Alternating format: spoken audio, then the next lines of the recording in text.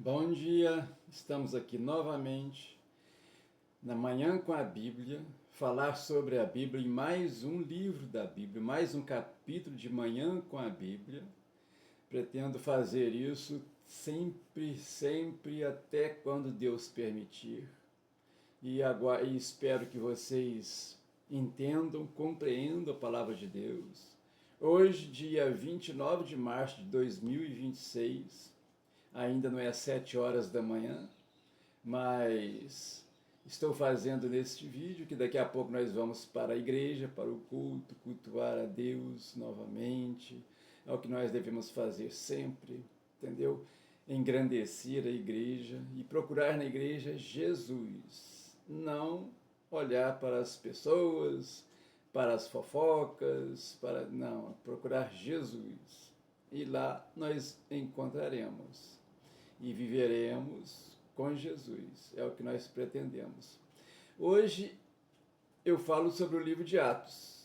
E para que o livro de Atos e todos os livros cheguem a mais pessoas, eu gostaria que você se inscrevesse no meu canal, desse o seu like e compartilhasse esse vídeo para que mais pessoas pudessem ver e a plataforma entendesse que ele tem um bom conteúdo e divulga para mais pessoas e para você também que está voltando a me ouvir, a me ver aqui e possa saber das novidades, dos novos livros, da continuação do nosso estudo bíblico pela manhã. Então, isso eu faço em complementação ao estudo do pastor Sandro Rocha, que por volta de 9h30 da manhã, 9h40, 9h45, ele faz de segunda a sexta-feira, falando sobre os versículos, especificamente, versículo a versículo, começando do Mateus, do Evangelho de Mateus. Ele está hoje, no dia 29, que é até sexta-feira, dia 27 de março de 2026, provavelmente ali no capítulo 6 ou 7, acho que é o início do capítulo 7 do Evangelho de João. Eu já falei ontem sobre o Evangelho de João, mas ele fala os versículo a versículo, explicando todos. Então, há duas formas de você aprender a Bíblia. Comigo aqui sobre cada livro, sobre cada história, o contexto em que foram escritos, e lá o conteúdo minuciosamente, versículo a versículo. Então, eu gostaria que você, mais uma vez falando, se inscrevesse no canal e nos curtisse. Então, o livro de Atos foi escrito por Lucas, que é o relatório do nascimento e do crescimento da igreja. Como Lucas escreveu o Evangelho e a direção, o direcionamento dele foi para um senhor chamado Teófilo, e todas as pessoas que amam a Deus, eu mostrei para vocês o primeiro, segundo, terceiro versículo dele, para que motivo ele escreve, para quem, como ele escreveu, o que ele usou para poder relatar todos os fatos de Jesus. Aqui em livro de Atos ele reforça mais uma vez. Falando para Teófilo, eu vou ler os primeiros versículos do capítulo de Atos, você vai entender como é que ele fez, como foi que ele fez para poder escrever o livro de Atos também. Ele que acompanhou Paulo nas 3 viagens, se tornou um grande amigo de Paulo e normalmente, às vezes, algumas frases do livro de Atos, ele fala nós fizemos, nós andamos, sinal que ele e Paulo juntos, andando pelas viagens de Paulo e ele escrevendo o livro de Atos, relatando o livro de Atos. Então vamos lá para o primeiro versículo, para vocês verem como é que ele relata e reforça o que ele tinha feito no Evangelho de Lucas. Olha só, versículo 1. Fiz o primeiro tratado, isso é o Evangelho, ó Teófilo, acerca de tudo que Jesus começou não só a fazer, mas a ensinar, até ao dia em que foi recebido em cima, depois de ter dado mandamentos pelo Espírito Santo aos apóstolos que escolhera. Esse é o versículo 2. Versículo 3. Aos quais também, depois de ter padecido, se apresentou vivo, com muitas infalíveis provas, sendo visto por um espaço de 40 dias, falando do que respeita ao reino de Deus. Então Jesus faleceu depois da morte de cruz, ele ressuscita e fica 40 dias na terra com os apóstolos, falando sobre o reino de Deus. E estando com Jesus, e estando com eles, ou seja, Jesus estando com eles, determinou-lhes que não se ausentassem de Jerusalém, mas que esperassem promessa do Pai, que de mim ouvirdes. Isso na hora que Jesus subiu, depois que Jesus subiu. Ali no capítulo 1, versículo 8, 9, 10, o 11 ele sobe, né? E aí o 5, porque, na verdade, João batizou com água, mas vós sereis batizados com o Espírito Santo, não muitos depois desses dias. Os apóstolos seriam batizados com o Espírito Santo, ou seja, Jesus subiu, mas deixou conosco o Espírito Santo, começando pelos apóstolos, né?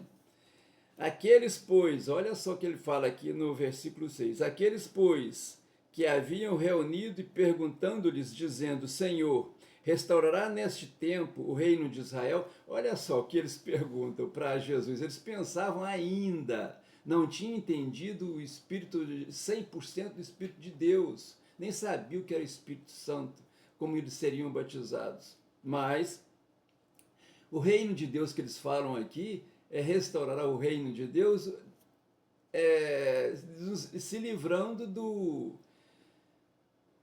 Império de Roma, porque praticamente eles eram cativos na sua própria terra, mas eles queriam isso. Então, até neste momento, e Deus os salvou, Jesus os salvou no dia de Pentecostes.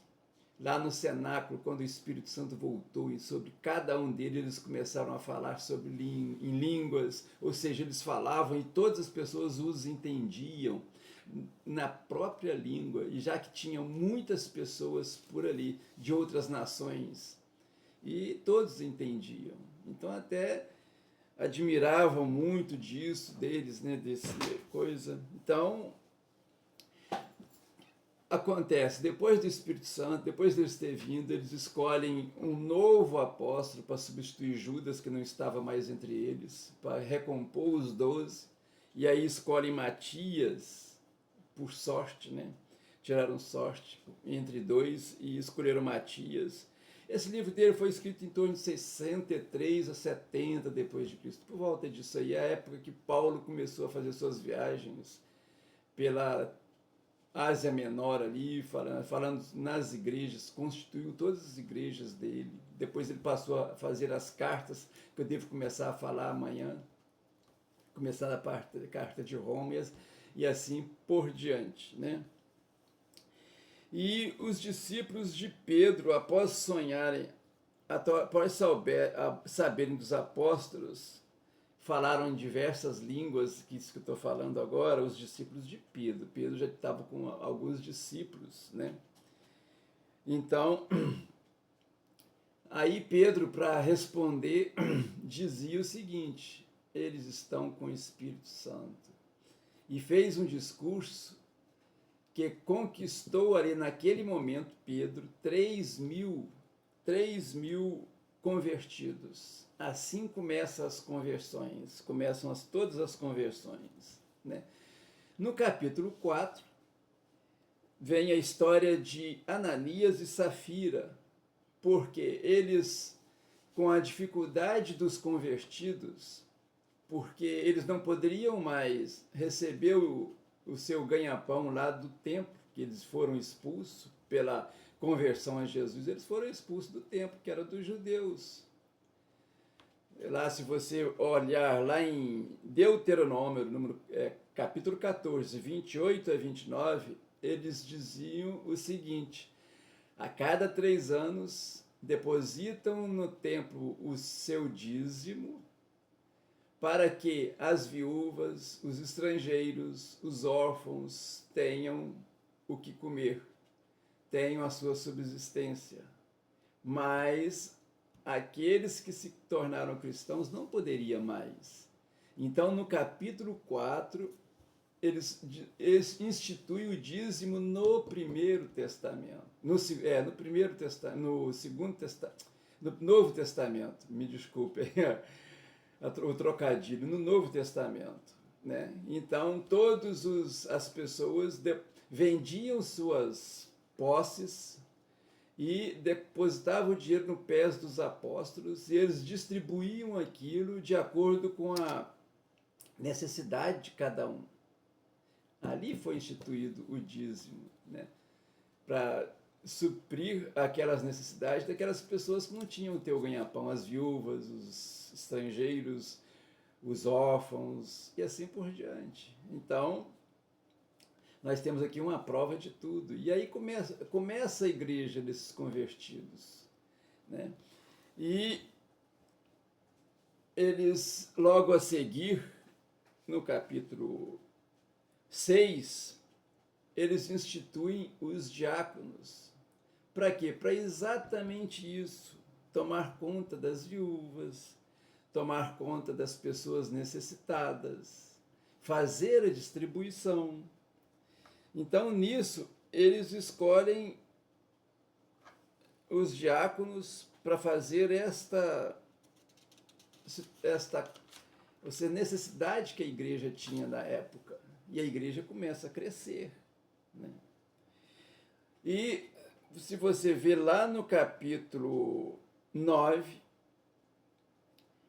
tem a conversão de Paulo. Aí vinha a conversão, porque o Paulo, nessa época, era um dos perseguidores. Era um dos perseguidores dos cristãos. Eles pegavam, prendiam, matavam, entendeu? Então,